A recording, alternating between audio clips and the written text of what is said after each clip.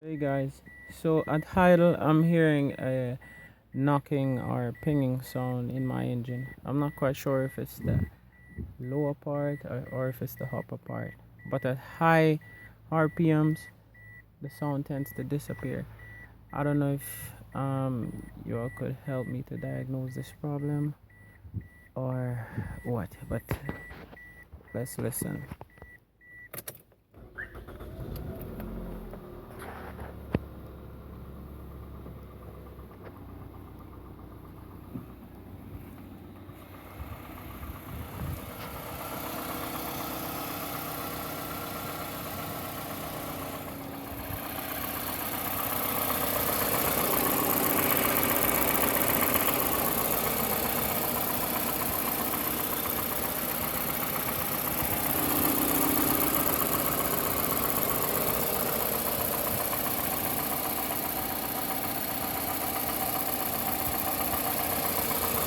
Definitely sounds like the upper part. No, I'm not sure.